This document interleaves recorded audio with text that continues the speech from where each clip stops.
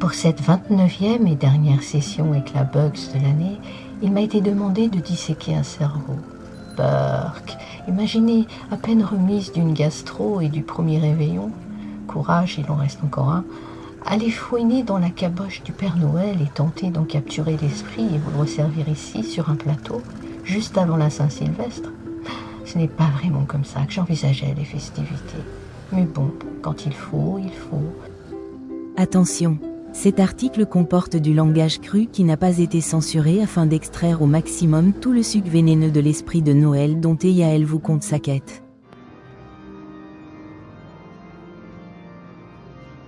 Esprit, es-tu là? Le soir de Noël, je pris donc mon courage à deux mains, ou plutôt je cherchais quelques gogos, non pas danseurs, mais âmes crédules ou bien allumées, avec qui poser mes mimines autour d'une table pour voir si on arriverait à la faire tourner. Et incroyable, ça a marché. Ceci dit, il n'y a pas eu que la table qui a tourné. J'ai commencé par poser la question. Esprit, m'entends-tu? Si oui, tape une fois. Sinon, tape deux fois.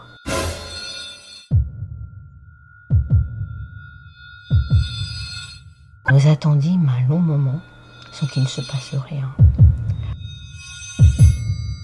Alors que j'allais répéter ma question, l'ampoule du plafonnier se prit soudain à vaciller au-dessus de nos têtes.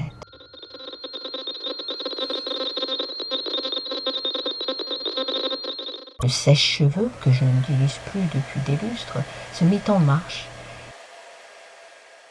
Et la baignoire commença à se remplir toute seule. Puis, le phénomène cessa et reprit.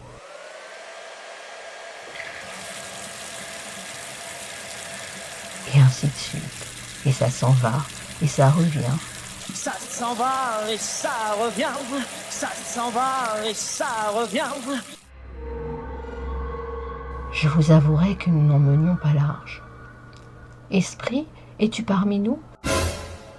Peux-tu taper une fois pour oui? Deux fois pour non? Rien. Une idée me traversa l'esprit. Et si celui de Noël n'était pas frappeur, mais complètement frappé? Oui, déjà, dans quel beau suaire nous nous étions fourrés. Bien décidé à en avoir le cœur net, je réitérai ma question. Esprit, pourquoi ne tapes-tu pas? Silence radio. Puis d'un coup, celle de Ed s'alluma et nous entendîmes. Un marteau, je cognerai le jour, je cognerai la nuit. Pas possible. Le fameux esprit de Noël dont tout le monde nous rabâche les oreilles chaque fin d'année serait donc celui de Claude François? Dégoûté je fus. Ed encore plus, car il ne parvenait plus à éteindre sa radio qui s'était mise à brailler du clo-clo non-stop.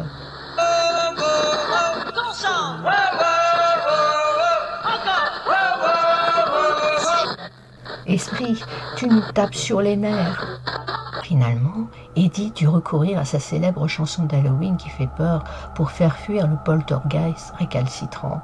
Using to play your phone, comforting sound from the speakers below their pillows. I tried so hard to keep still.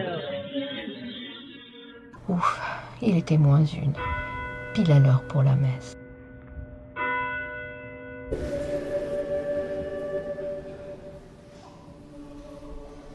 L'enfant du vin et la quête du gras. Et dire qu'au départ, je m'imaginais naïvement écrire un banal article sur le petit Jésus et le Saint Doux, foie gras, dinde farcie au cholestérol XXL, bûche 100% pure triglycérides, enfin vous voyez le genre, dans les auberges de Bethléem naquit le divin enfant. Sauf que tout le monde sait que le Christ poussa son premier cri, non pas dans un lit bien propre avec des draps blancs, mais dans une grotte, parce que tous les établissements du coin affichaient complet. Joseph eut beau implorer les aubergistes que sa femme était enceinte, tous lui refusèrent le gîte en prétextant que ce n'était pas leur faute, et Joseph excédé de rétorquer que ce n'était pas la sienne non plus, ce qui en l'occurrence était parfaitement vrai. Say it ain't so, Joe, please say it ain't so. Oh Marie, si tu savais. Détrompez-vous, les bergers de l'époque, premières victimes de l'esprit de Noël, et qui, selon Luc de l'Évangile, s'en seraient retournés, glorifiant et louant Dieu pour toutes les choses qu'ils avaient vues et entendues, n'étaient pas tels qu'on nous les présente dans les crèches. C'étaient des rustres, grossiers, vulgaires et un peu barbares, à l'image des Romains lors des Saturnales dont Noël n'est que la ressuscité biblico-commerciale. Imaginez une pièce pleine de buveurs de bière, faisant toutes sortes de bruits typiquement masculins dégoûtants. Et regardant un match de foot. Ils encouragent leur équipe favorite avec grand plaisir et excitation. Il y a des tas de mots et d'expressions pas vraiment polis qui sont lancés. Ah fuck! Cela se rapproche plus d'une description juste des bergers du 1er siècle. On dit aussi que lorsque la Bible évoque la glorification et tout le tralala, ça ressemblait plus aux dernières secondes des prolongations à l'issue d'un match nul, quand l'équipe locale gagne et que les cris de joie commencent.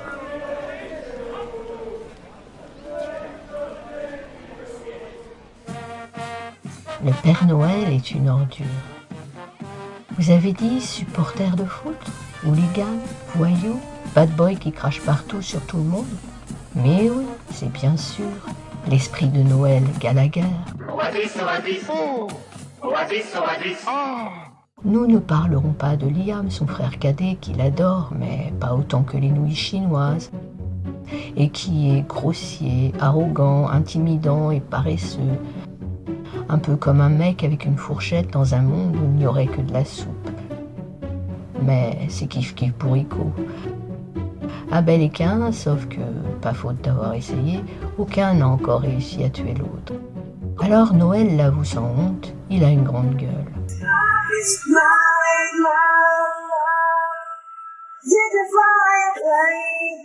Après tout, cracher sur tout le monde a toujours été son fonds de commerce, et il ne se prive pas de le faire savoir. C'est mon hobby, je pourrais le faire toute la journée, c'est un truc de malade. Je suis devenu ce genre d'enfoiré, le dernier représentant d'une génération mourante. Chic alors. En attendant, parmi les vivants, tout le monde en prend pour son grade, surtout Tom York, qui, selon le Père Noël, si chier dans une ampoule et souffler dedans comme dans une bouteille de bière vide, ça vaudrait sûrement un 9 sur 10 pour Mojo. Ce qui ne l'empêche pas d'aller voir Radiohead en concert. Bah oui, on n'est plus à un paradoxe près. Qui aime bien châtie bien, comme on dit. Pareil pour son idole. Paul McCartney, l'un des meilleurs auteurs-compositeurs de tous les temps, n'a fait que de la merde ces 25 dernières années. Je pense qu'il est en train de devenir sénile. Ou Wayne Rooney, le meilleur buteur du Manchester United.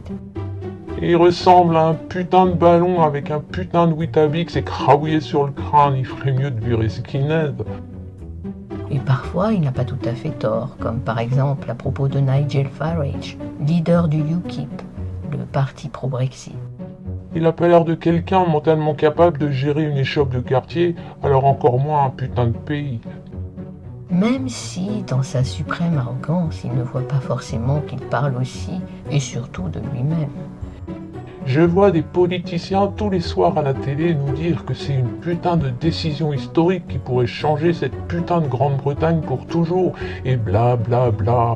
C'est bon, pourquoi pas faire ce pourquoi on vous paye, à savoir diriger ce putain de pays et vous décider une putain de fois pour toutes. Vous demandez quoi aux gens? 99% sont cons comme des bites.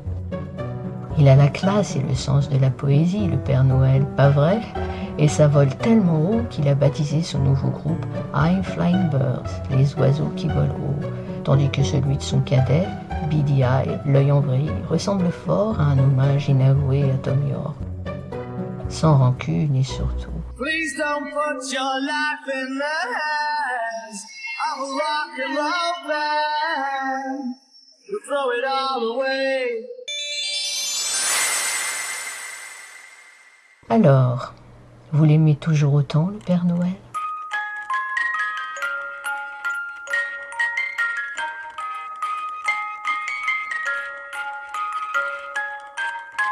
En tout cas, moi, je vous souhaite un joyeux Noël Ho ho ho! Merry Christmas! Et portez-vous bien.